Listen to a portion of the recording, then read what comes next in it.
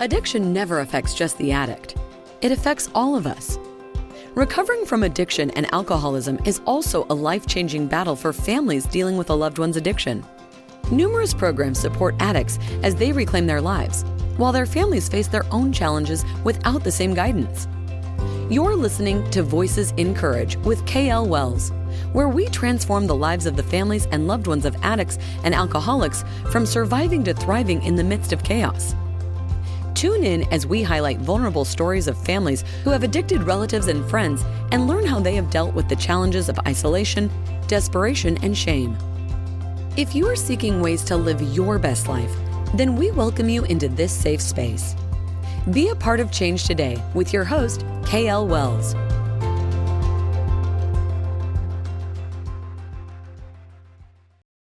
Hey everyone, welcome to the Voices InCourage podcast. I am here today with our founder and host, KL Wells. KL, how are you today?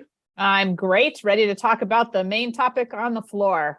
Excellent. KL just returned from a trip back east to Nashville, where she attended the Vistage Chair World. And today we're going to talk a little bit about some lessons learned, some highlights, some insights, some conversations that were had, and maybe some conversations that we should be having. So welcome back. And KL, I'd love to dive right in and give us a little teaser and some feedback on what you learned over the last few days. Well, it's always interesting to me to step back into the executive leadership space and to see what kinds of conversations we're having and what kind of conversations we're not having related to drugs and alcohol. And because one out of three American families are dealing with this right now, it is in the C-suite. It is in the executive suite. And because of the work that I do as an executive coach and consultant, it is just about everywhere I turn. And so, obviously we're out and having these conversations with a lot of people. And what I'm still experiencing is this broad landscape of we're going to talk about it, or we're not going to talk about it, or we're going to dance around it, or we're going to act as if it doesn't exist. And so we're still in this really interesting place, given the magnitude of what I would consider a pandemic at this point. Yeah. I've always wondered this as you're going through these conferences and having these meetings where you would typically focus on leadership topics. Mm-hmm. Where is that, or how do you find that little inroad, or where's that little permissive voice that says, I'm going to shift the conversation a little bit? How does the topic of alcoholism, addiction, and other drugs come into conversations at this level?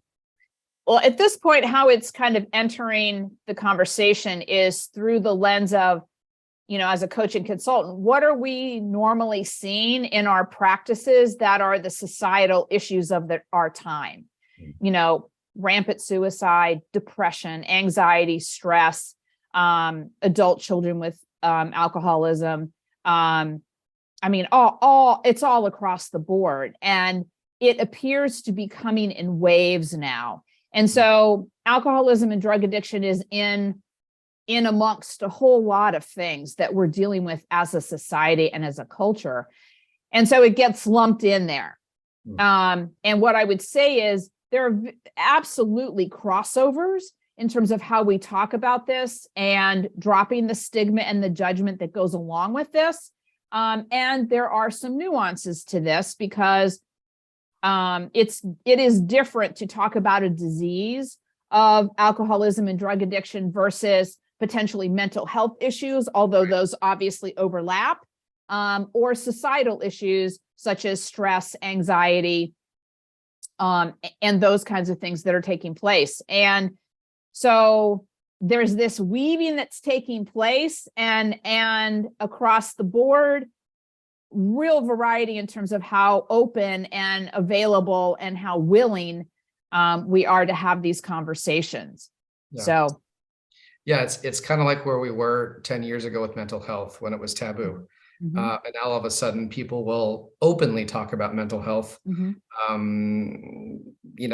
as if it were something that's just part of our everyday, as it should. Mhm. But we're still in that space of awkwardness. And we're still in that space where I find a lot of times when you talk about the disease of, people Mhm. still kind of go almost like that, not even attaching the word disease to alcoholism and addiction. So that Yes. part is still there, the same way we would talk about cancer. Mhm. When you start to, I don't want to say, or maybe guide or lead the discussion into that realm that's a little bit more unknown, do you find people just kind of do this bottle up, or are people starting to feel more vulnerable and safe to be able to discuss it? I think there's a combination. There are certainly people that, I've run into that just, if it doesn't fit in a spreadsheet, we're not going there. And so then, they don't create a psychologically safe space for that conversation to come up. And so I'm very open and psychologically safe with all the people that I work with. And so as I begin to kind of poke at whether somebody's open to having a conversation or not, when they are open, then I find out that, their experience is somewhat similar to mine, in that we're seeing it in our practices a lot.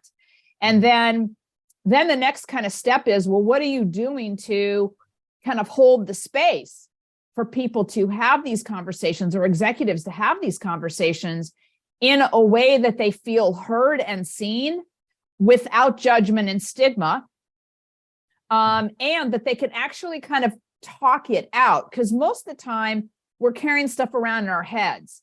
Yeah. And it isn't until we say it out loud where it oh, okay, I actually heard myself say that, and it lands differently. And so to be able to speak it and talk about it, what I find is the people that are open to doing that, it's a huge weight off their shoulders, for one thing, because they've just been carrying it for so long.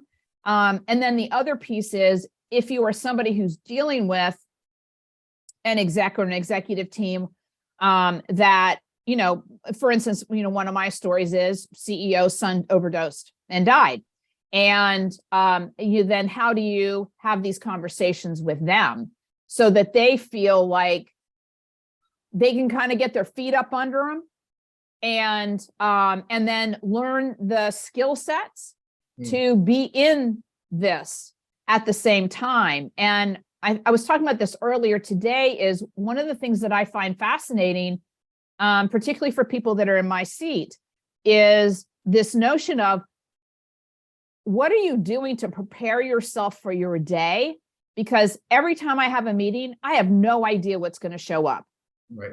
I don't know if the story of a nephew trying to commit suicide is going to show up, a spouse who just died, a mother from a 3-generational family business just died, a sister, a brother.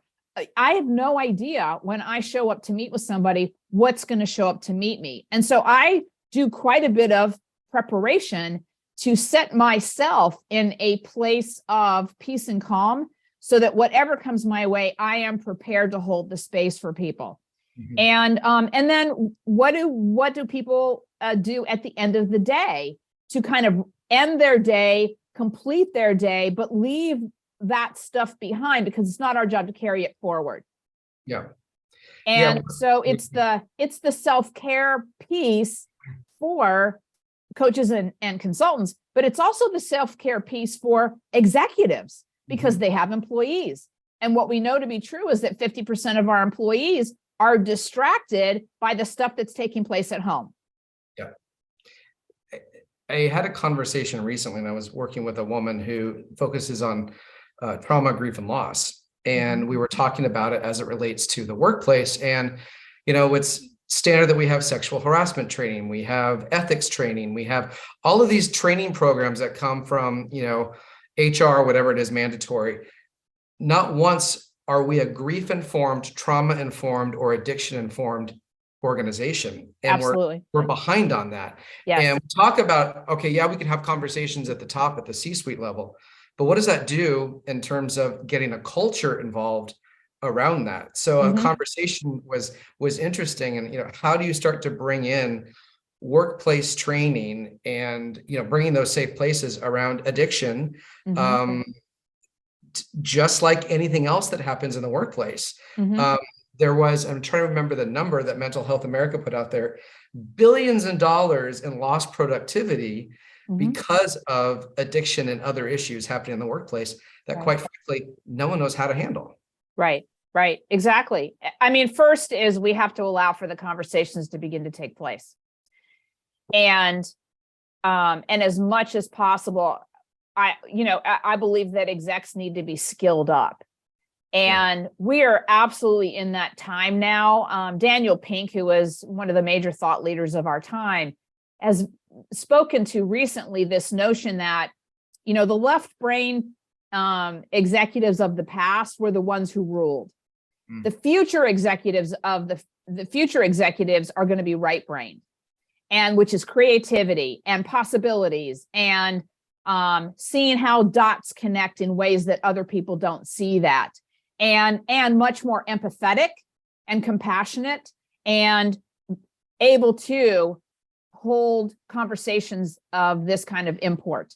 Mhm. So we have a whole transformation that we're just at the beginning of in terms of getting comfortable with talking about this, if we have it in our families, owning it, Mhm. and then making it safe for our employees. Absolutely. Um, in reflection, I can't believe it's already February of 2023, but we did a lot of retrospective thinking over the last 30 days, Mhm. and thinking about what are the things coming out of the pandemic, moving more towards a conversation and narrative that us as an organization we're trying to change. Some lessons learned. What are some of those aha moments that have popped out for you that maybe evident or maybe completely unexpected? I think back to some of the podcasts that we've done, and one in particular was the gentleman spoke to this notion of never giving up hope. And I think about it from the way that I think about it is, it's like you never know when you're 5 minutes away from the miracle. And I'm not just talking about the miracle of somebody that you love deciding to really tackle the disease and in whatever shape, form that takes. But I'm also talking about the miracle that occurs when a loved one is comfortable with loving deeply and being in the pain with somebody that they love. And that again is a skill set, a mindset, a heart set to get to. And it's been something that, I've evolved to over time, is that my job is not to, quote, fix my son or make him well or whatever along those lines. What we know to be true about addiction through Dr. Gabor Mehta is that addiction and alcoholism is rooted in trauma. So my job as a mom and as an exec and as a coach and a consultant is to help people lean into the pain and move through the pain to the other side. And because I've done that myself personally so many times, I know the journey. So I can hold the space for the pain and work with people to be in it, express it, release it, and begin to move to the other side of it. And that is extraordinarily valuable for people. And even with my son, he needed to lean into the pain of, quite frankly, at the end, wanting to kill himself. He was so he had just tapped out. He had done everything he knew to do. He was just dark and desperate for this disease to stop, to the point of wanting to kill himself, because that was the thing he only thought about at that moment. Yeah. And there was this moment where he looked at a picture and he thought about us, and he made a different decision. Yeah. And he decided to lean into the pain and the suffering of getting clean and sober. Yeah. You touched on something that Dr. Gabor said around addiction and alcoholism being rooted in trauma. And one of the things that I've learned to be true over the last couple of years is that trauma is never to be compared. And Nope. we can't rank trauma on a scale of 1 to 10. And how many times people have said, well, my trauma isn't that bad, so I don't ever talk about it because I don't want people to think that I'm complaining or whatever it is. And for me, also, being in recovery myself, my trauma wasn't being in a war-torn country or my parents passing away or being diagnosed with, you think about these kinds of traumas that we immediately associate with, these incredible circumstances and responses. Mine was simply fear of failure and being betrayed at the office. Things that you wouldn't normally set you off per se, but when you look at it in context and then you start to really look into all of the things that happen, your self-belief, all of that stuff, the narratives that play, the trauma, all of a sudden goes up into this massive story that you've concocted in your head, and all of a sudden. So that was a big aha for me, is this idea of people think about the disease of alcoholism and addiction relating to some huge, massive, catastrophic event, when trauma can be very, very simple. Yes. Well, I think this is the misnomer about what trauma really is people tend to think about the situation or the circumstances of trauma, what happened. And that is not the issue. The issue is, what's the meaning that we make out of the situation or circumstance? And that's always the issue. So it's the stories we make up in our heads. It's the beliefs that we carry around that, quote, activate the trauma into such a pain for us that we want to get away from the pain. Yeah. That's the differentiation. And that's where we're, kind of caught in this really illusional land, is we're thinking about comparing traumas. We're only comparing situations or circumstances. That has nothing to do with this. Right. So you peel it back a little farther. It's like, okay, so what's the meaning that we attach to whatever took place? And what are the stories we tell ourselves? What are the beliefs that we have? What are the thoughts that we think? And that's where the work is. Yeah. I bring that up because I think sometimes, or at least I've noticed, when we talk about grief or loss or trauma in the office, there's this almost like this, we only speak of trauma when it affects the whole organization, or it takes something so large for it to be discussed.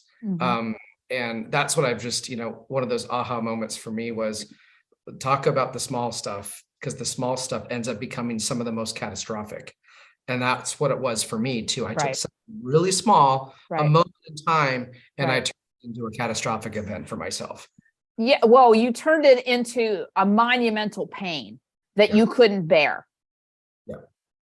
And the only avenue that you sought at that time was drinking.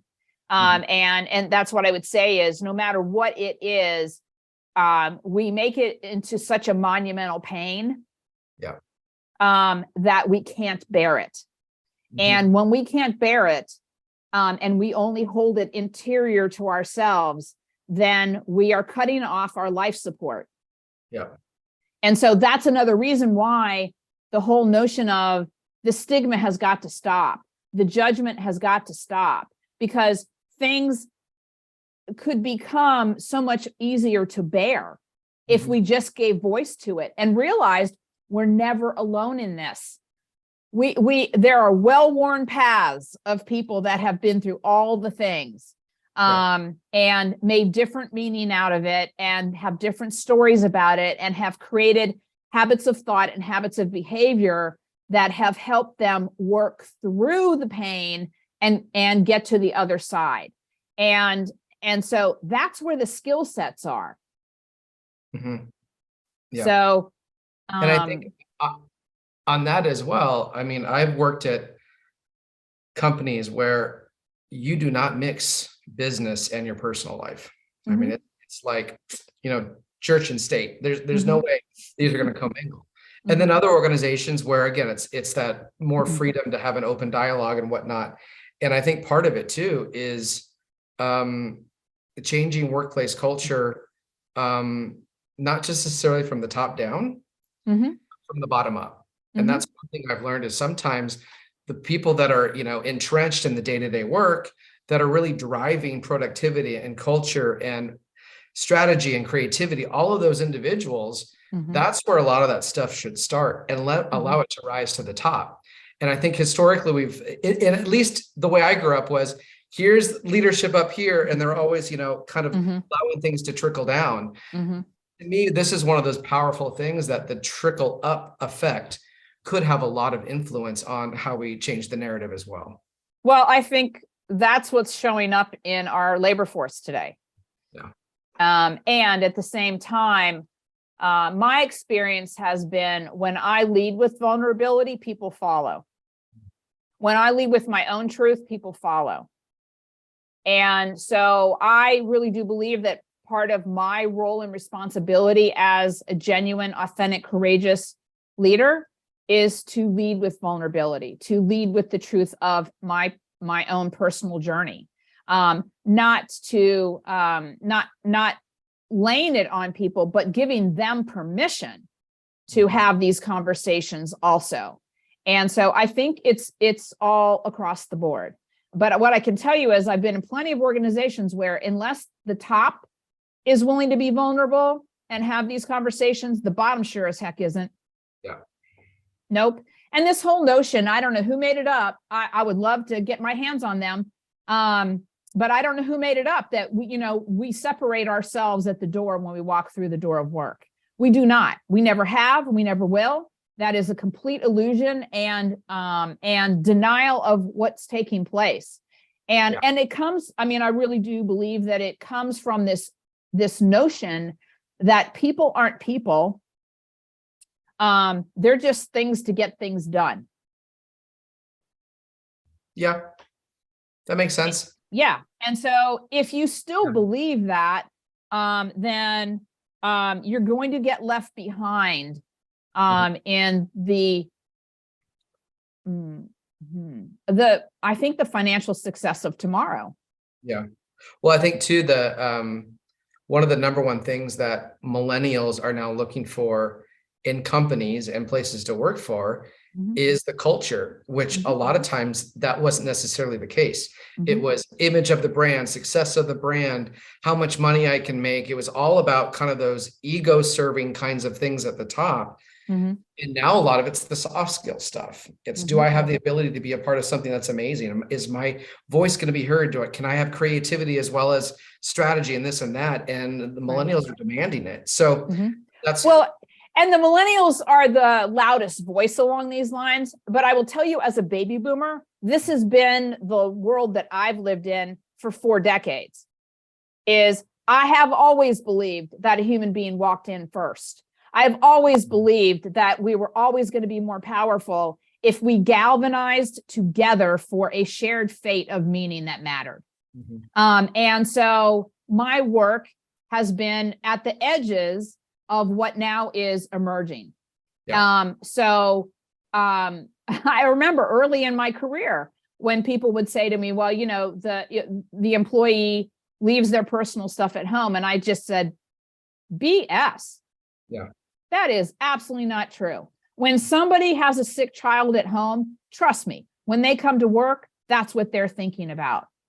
And so I created these spaces, fortunately, I had the opportunity and I have enough companies now that I can do this to create safe space for people to bring their humanity to work and feel that they are seen and heard. And for some people, this can be the only break they get from the stuff that's going on at home. Yeah.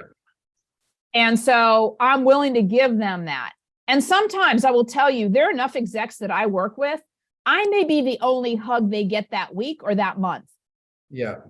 But I can tell you, every single one of the people that I work with gets a hug. Yeah.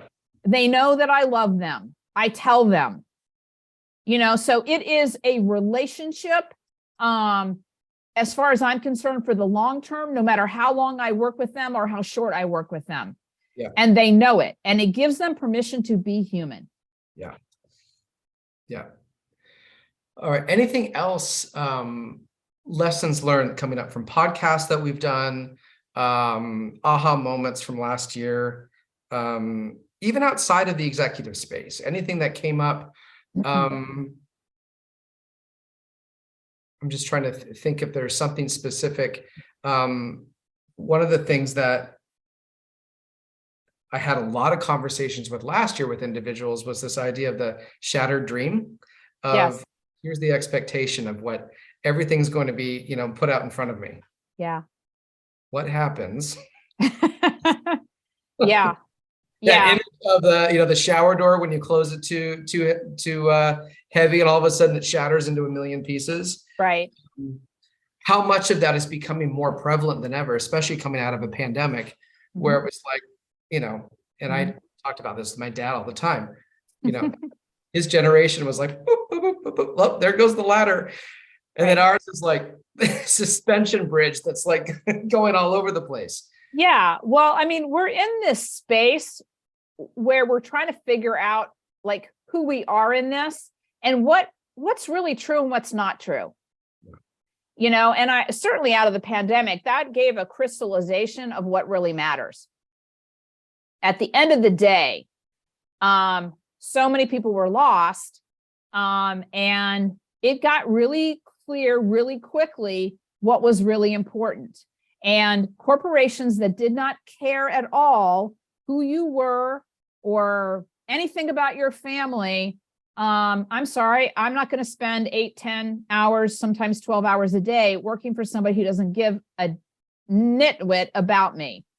And who doesn't understand that I want to spend time with my family, because I'm old enough at this point that when I kind of, go off into the sunset, so to speak, I'm very clear. I want my friends and family around me.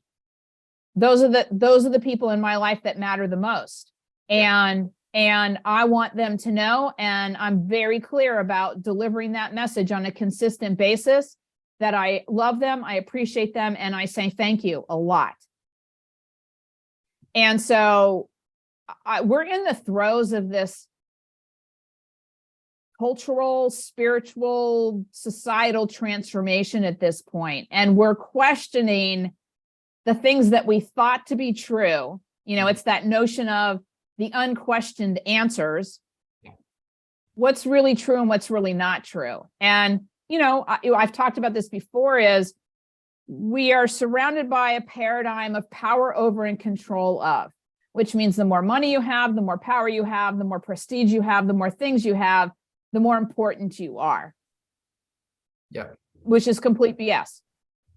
Anybody who has money, power, things, and all of it, who gets to the end of their life, none of that goes with them. Yeah. And so in the corporate arena, we're seeing more and more executives, CEOs and C-suite executives that are willing to actually look at what is success. Yeah. Success is not just success at work. If I have success at work, but my family is in shatters, I have a divorce, I have kids that, are going here and going there, and all the things are unraveling from a personal perspective, that's not success. And so they've, and to some extent, a lot of people have kind of bought into the notion of you get the degree, you get the pedigree, you get the job, you make a lot of money, but basically you're selling your soul to the job. Yeah. And now people are waking up more and more to the notion that, wow, that is actually soul severing and soul sucking. Yeah. And I don't know that I'm willing to do that anymore. So for instance, I met somebody at this conference that I was at, and it was a husband-wife. The husband is a Vistage chair, and the wife was accompanying him, and I got to have a great conversation with her. And she said during the pandemic, they moved to the country. And so he does his work now 2 weeks of the month, and then they spend 2 weeks of the month in the country. They've completely reoriented their life to the things that matter most to them at this point. Yeah. And I'm talking to more and more people who are doing that, or more and more people who want to do that. They're just not sure how to unravel what they've created. And I work with a lot of people to help them unravel what they've created and recreate a life that they're inspired to live. There was something very symbolic yesterday. We were living here in San Diego. We went down and to the harbor, and we were sitting there just enjoying the afternoon sun. And as you look out into the harbor, there's, hundreds of boats. But right where we were, there was this, enormous yacht. It was absolutely enormous, enough where we Googled it just to see. Owned by a billionaire, $150 million ship. Right next to it, literally sharing the same slip, is this probably 20 to 30K, motorboat that goes out in the ocean, whatever it is. Right. $150 million yacht, closed up, cold, shutters down the whole thing. Here comes this happy couple with a pizza box in hand, a box of wine, right? To their little boat, and they're laughing, they're having fun. But the juxtapositioning of $150 million versus the happiness next to it, it's like, take that in a heartbeat. Right, right. It was one of those kind of, we kept seeing the people walk down. Are they going to go on? Are they going to go on? No, it was really fun to see that. Yeah, the juxtaposition now is much more alive and well. People are noticing this more. And so I think that's one of the great gifts out of COVID and the times that we're living in is that people are actually questioning what is the life that inspires them, and unraveling the life that they thought they were supposed to live or they should live. And like I said, I work with a lot of family-owned businesses, and how many second, third, fourth generations, take on the mantle of the family-owned business, and they are miserable because it is not their life's purpose or calling. And so to the ones that are courageous enough to have these conversations that are real and raw, then we begin to help pull back the layers to examine, do they really, really want to do this? In particular, one family that had been 3 generations, to the parents' credit, I met with the next generation to work with them to find out, did they really, truly, in their heart of hearts, want to take on the family business? And one of them was was in recovery from alcoholism at that point. But one of the things that was heavy on that person's shoulders was the guilt of not taking on the family business. Yeah. And so I was kind of that intermediary to give them permission and say, trust me when I say, your parents will support you completely if you do not want to take this family business on. And it took months before it finally kind of sunk in and they believed that that was actually the truth. And then they opted out. Yeah. They were free. At the end of the day, they're emotionally, fit. The business stays fit, and they bring the right people in to carry on the business, so everyone wins.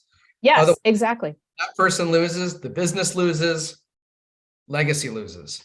Right, exactly. Yes. And so, what you said there, this was one of the things that came out of my time in Nashville, was this clarity around emotional fitness. Is, we talk a lot about emotional intelligence. They're very different things. Emotional intelligence is, you can actually read somebody. You can show up with empathy and compassion. You have the ability to be present with somebody. And emotional fitness is when you find yourself like knocked upside the head with something that shows up like out of the blue, you have the ability and the skill set to do what you need to do in a relatively short period of time, and then be super present and in a place where you can make really great decisions out of creativity and possibilities. And that is a skill set. And that's part of the world that I live in, is helping people develop that skill set, believe that they can, for one thing, that they are not at the whim of whatever shows up, or they're not stuck. I mean, we had this conversation earlier about like stuck, and I can't see my way out of this. And that's part of the disease, is you get in this hole, whether you're a loved one or whether you're somebody who's dealing with the disease, where you just get stuck. And you just need somebody to like give you a little hand up, and help you see it a little differently, and help you take that next step out of the darkness. And getting back to Daniel Pink again earlier, was what he talked about is we live in the framework right now of you want to get the information so that you can know what your next steps are. And he said, we're not in that place anymore, because nobody knows what's going to happen. We're in uncertainty, unknown, it's uncharted territories. And he said, so now we've got to flip it. You just need to act and then figure it out. And that's the same thing for addiction and alcoholism, is we need to keep moving forward. We need to look for the people who have created a mindset, a heart set, a belief set that we aspire to get to, and find out what they did to get there. Mm-hmm. And where does success reside? Because, you know, Jim Rohn said, success leaves clues. And that's what Voices InCourage is doing, is pulling the threads of thriving success so that people can move from crisis to struggling to surviving to thriving. And it's absolutely doable. We've all been on this journey. Yeah. And so it's taking that next step. It's acting without knowing all the information, because we're never going to know all the information. Yeah. Well, and going back to kind of where we started, is never give up hope. Nope. There's always a way. There's always a solution. And I think for far too long, we've turned a bit of a blind eye to it. And we haven't seen hope as necessarily something that we can buy into. But this is one of those things, having been in the trenches, having seen family in the trenches, having seen executives in the trenches, that this too shall pass. There is hope, there is a solution. And it's kind of why we continue to have these conversations, and hope that more and more people see them, share them, and be a part of them, because those statistics are going the wrong direction. And used to be 1 in 6 men turn to substance abuse. Now it's 1 in 4. 5% of all suicides are men. It used to be 1 in 8 women turn to substances. Now it's 1 in 6. You know, we're not trending in the right direction. And obviously the pandemic has shown that. And well, I think the pandemic was a catalytic supercharger in kind of showing or exemplifying the fact that we are not skilled up. We don't have the skills, generally speaking, if the trends are going in the wrong direction, to be able to handle the pain, the uncertainty, the volatility, the unknowns. Well, I'm sorry, but that's life. And so we need to skill up and learn how to navigate in the midst of uncertainty and unknowns and disease, and pain, and what most people are trying to do is stay away from the pain because it hurts. It's like putting your hand on a hot stove. What they don't understand is that it's like the chrysalis. You have to go through the pain to get to the miracle, to get to the best version of yourself. That's what creates amazing people. I think for me it was one of those things where here's one more heavy thing on my plate. I can't take on one more thing. What I didn't realize is if I actually did take on that one heavy thing, it solved everything else. Yes. And I think that to me was a total mindset shift. Was that if we add one more thing to the plate, what if that one more thing ended up taking and clearing your plate for something pretty incredible. Yes. That's what I loved about being able to visualize the work that way for those that are struggling with, getting into it, but can visualize really well. Imagine your plate being completely cleared. You just took one more courageous step to focus on something. Yeah. And I think that goes hand in hand, Tucker, with this notion of pain pushes until vision pulls. Is pain is here to serve us. Yeah. And when you feel like life is falling apart, honest to God, I can speak from experience over and over and over again. It is actually falling together.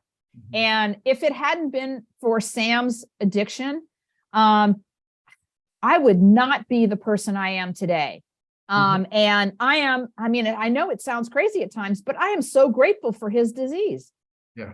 Because he was the catalyst for me to stretch, to grow, to get outside myself and become who I was meant to become.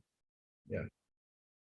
Well, I think that's a great parting comment per se. We've gone from here over to here, but I think at the end of the day, we spoke about and started with executive conversation and narrative, and we ended with a solution. It doesn't matter if you're in the home office, in the office, at home, in your community, it's all one and the same. It comes back to that. Any other parting comments per se, KL, as we wrap up our conversation today?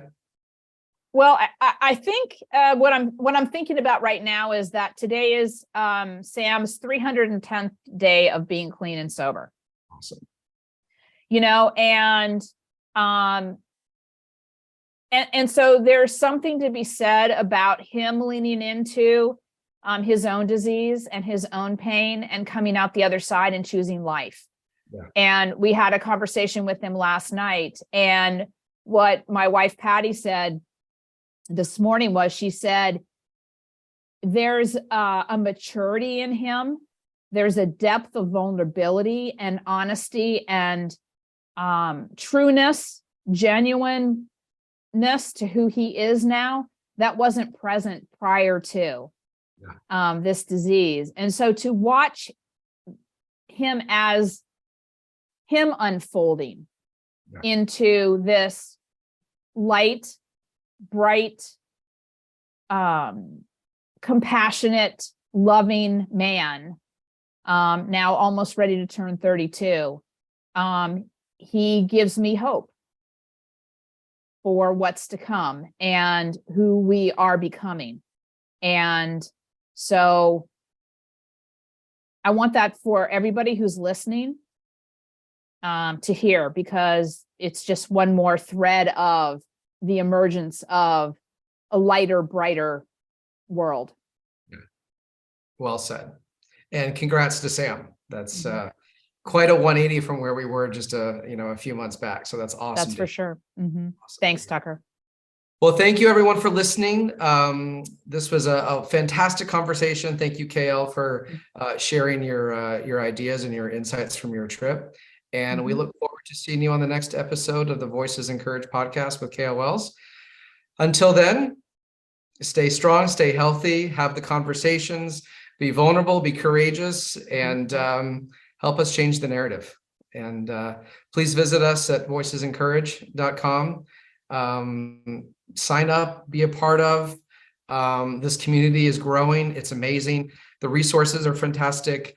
All of those things, that questions that you have, find other individuals that are like-minded, that are going through the exact same thing. Yes. We'd love to see you there. So great. Thank you, Tucker. Thank you for joining us in this episode. We hope this discussion gives you the empowerment you need during these challenging times. Remember, there is always light after darkness. For more inspiring conversations like this one, subscribe to the show at voicesincourage.com/podcast. We encourage you to share with your friends and family going through similar situations, so we can continue to build a strong community of hope and possibility. Start your life-changing journey today. Join our community at voicesincourage.com.